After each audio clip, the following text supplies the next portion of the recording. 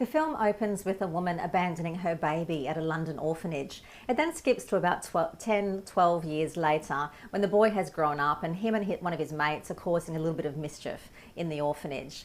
They sort of are under the spotlight, the watchful eye of a nun who is a little bit nasty. She tends to belittle them and says nasty things to them and comes down on them with a bit of a ton of bricks. In fact, one scene, she catches them doing something they shouldn't be and she canes them. You don't actually see the caning happen, but you see the boys a little bit later with bandaged hands, so you know that they have been punished.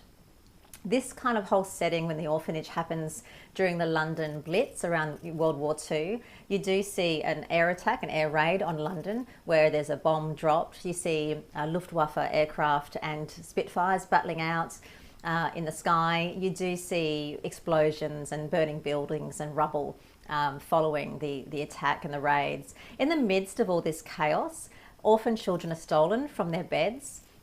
And they're stolen by these pirates who are on bungee kind of cords, and they're quite sinister looking. Some of them have clown or marionette faces, so they're a bit scary looking. Once the children are taken away, they're then taken on to another world, or Neverland, and they're put to work in slave labour conditions, mining with these huge rock faces. So they're all kind of covered in grime and dirt and are in poor conditions. One of the children works so hard with his pickaxe that he ends up causing his hands to blister, and they're quite blistered and bloody and a bit festy looking. The rest of the violence through the film tries to be a little bit more watered down, kind of, comic bookish. So a lot of people are kicked, particularly, kicked on the backside and things like that, and pushed over. People are punched and slapped, and there is one sort of execution style scene where someone is shot.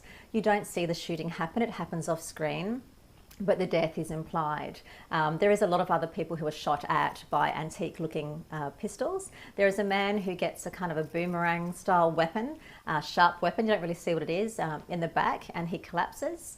And other people kind of suffer different fates, like they're made to walk the plank, or they're kind of kicked or thrown from really quite high ledges or great heights, and they fall a very, very long way, so you know that the fall would be fatal.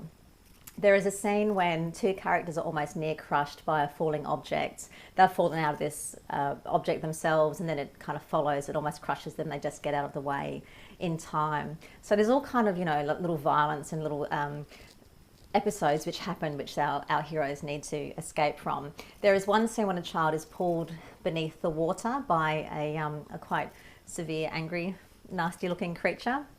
And he's pulled down so far that he appears to almost drown. So it looks like he's about to die, and then he's rescued. There are also other animal attacks where these kind of skeletal giant birds chase people as well.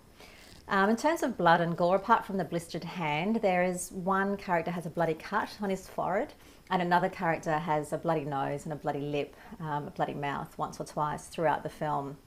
But other than that, there's no other blood or gore. You don't really see wounds occur. You certainly don't see any massive points of impact or bleeding or blood spatter or gore or anything like that. Most of it's just implied. It's watered down, if you like.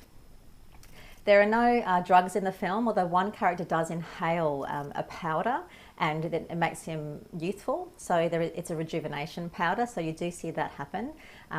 But certainly no smoking or anything like that in the film. There's also no bad language. There is a little bit of name calling, but no swearing in the film.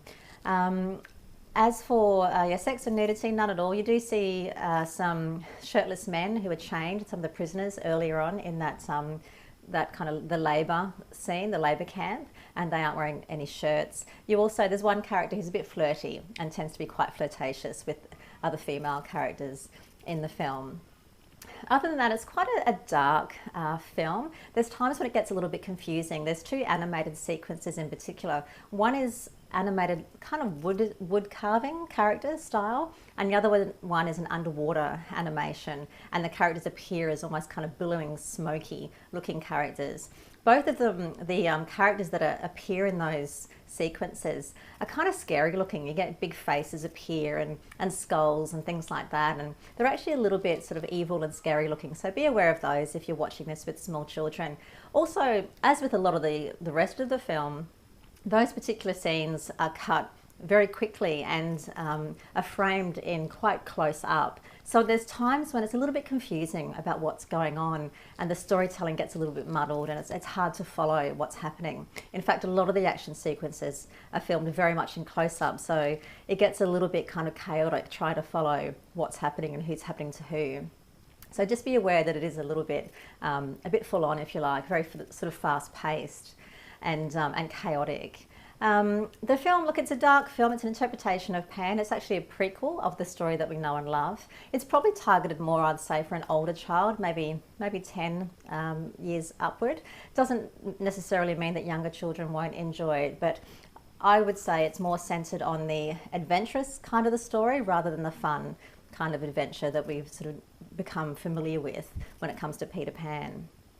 The film is directed by Wright and stars the truly quite incredible Levi Miller. In fact, I would say it's worth watching the film just to see his performance alone. It also stars Garrett Hedlund and Hugh Jackman. And you can watch my full breakdown on cinemum.net.